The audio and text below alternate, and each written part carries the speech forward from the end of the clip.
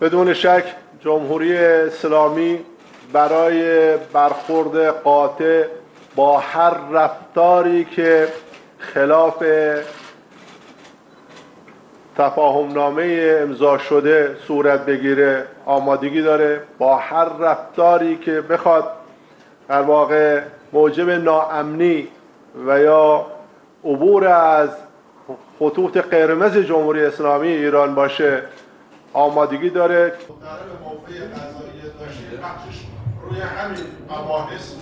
دیشب دیدید در ادامه نقض آتشبس آمریکایی ها جمهوری اسلامی ایران نیروهای مسلح و شجاع ما قاطعانه پاسخ دادن و من بعد نیز همینطور خواهد بود. هر رفتار آمریکایی ها پاسخ پشیمان کننده توسط نیروهای مسلح رو در بر داره. حقوق بشر آمریکایی، جنایت آمریکا باید بداند و کشورهایی که میخوان از مسیر تنگه هرمز عبور کنن باید بدانند باید از مسیر اقتدار عبور کنن، از خطوط ترسیم شده ایران عبور کنن. تنگه هرمز امروز در مدیریت هوشمند نیروهای مسلح به ویژه نیروی دریایی سپاه پاسداران انقلاب اسلامی است.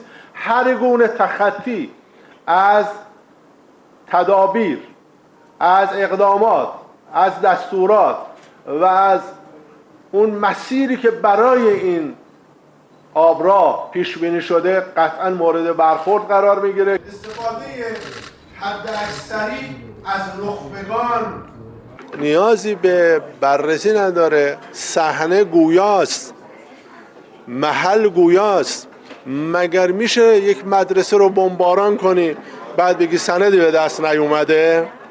خب چه سندی باید به دست بیاد؟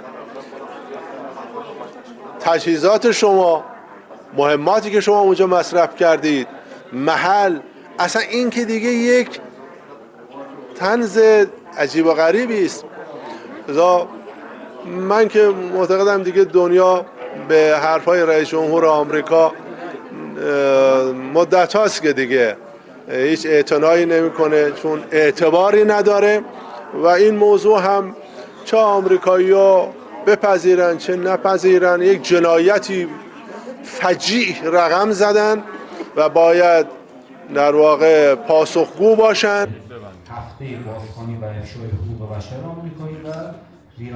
Ketegangan politik di Amerika Serikat memanas setelah Senat meloloskan resolusi yang membatasi kewenangan Presiden Donald Trump untuk melancarkan aksi militer lanjutan terhadap Iran tanpa persetujuan Kongres.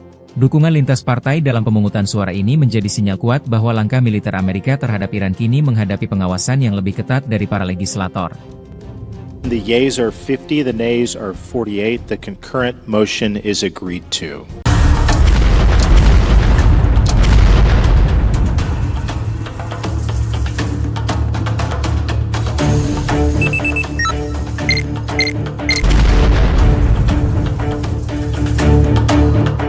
Gelombang serangan besar kembali mengguncang Ukraina. Rusia mengklaim berhasil menghancurkan pusat komando drone dan menyerang sejumlah fasilitas energi di beberapa wilayah, termasuk Kiev, Sumy, dan Chernigov. Kementerian Pertahanan Rusia menyebut bom FAB-500 dan rudal KH-39 digunakan untuk melumpuhkan target militer Ukraina. Sementara itu, militer Ukraina melaporkan Rusia melancarkan 56 serangan udara, menjatuhkan 163 bom berpemandu, serta mengerahkan lebih dari 6.300 drone dalam 24 jam terakhir. Konflik yang telah berlangsung sejak 2022 itu terus menunjukkan eskalasi, meski rekaman yang dirilis Kementerian Pertahanan Rusia belum dapat diverifikasi secara independen.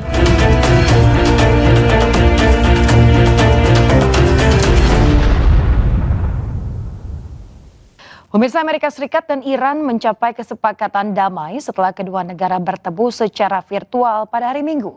Sejumlah poin penting disepakati kedua negara termasuk penghentian perang secara menyeluruh.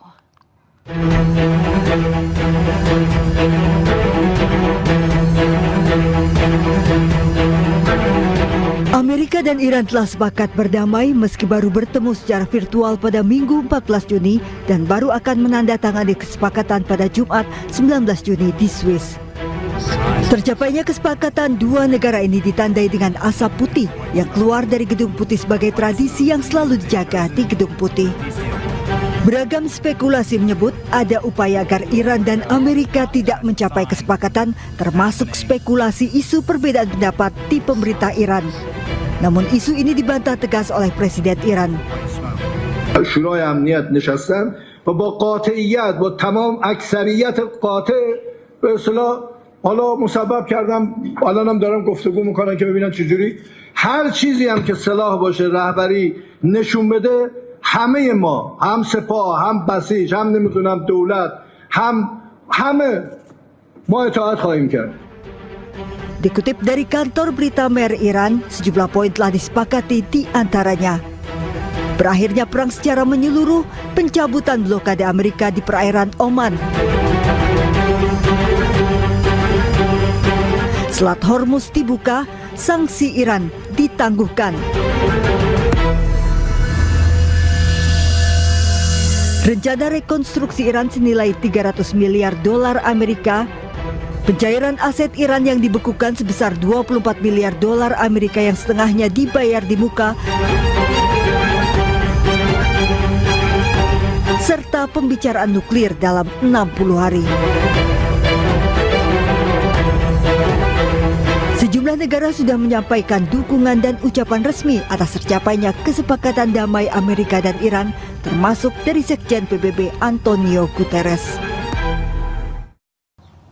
Pemirsa, Presiden Amerika Serikat Donald Trump mengklaim berhasil mendorong tercapainya kesepakatan besar yang disebut akan membawa perdamaian dan juga keamanan di kawasan Timur Tengah. Melalui unggahan di media sosial, Trump menyatakan banyak presiden telah mencoba untuk berdamai dengan Iran dan semuanya gagal. Para pemimpin kawasan ini untuk pertama kalinya menemukan presiden yang mampu membantu mewujudkan perdamaian sejati. Trump juga menyebut dengan dibukanya selat setelah penandatanganan kesepakatan pada hari Jumat 19 Juni 2026 akan memungkinkan pembersihan ranjau serta memulihkan arus distribusi minyak.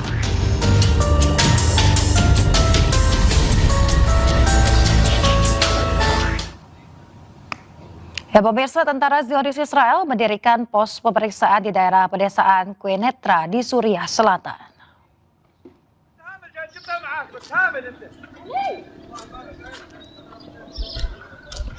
Pasukan bersenjata Israel terlihat di sebuah pos pemeriksaan di desa Saida al-Jolan di daerah pedesaan Quneitra di Suriah Selatan dalam rekaman di hari Senin. Peristiwa ini terjadi kurang dari seminggu setelah media lokal melaporkan bahwa IDF telah mendirikan pos pemeriksaan di jalan yang menghubungkan desa Saida al-Jolan dan juga al-Mufaras di pedesaan Quneitra Selatan. Namun Israel tidak berkomentar terkait dugaan penyusupan tersebut. Menteri Pertahanan Israel Katz menyatakan tentara Israel akan tetap berada di zona keamanan di Lebanon, Suriah dan juga Gaza tanpa batasan waktu. Hal ini terjadi setelah Amerika Serikat dan Iran mengonfirmasi bahwa mereka telah mencapai kesepakatan untuk mengakhiri konflik mereka.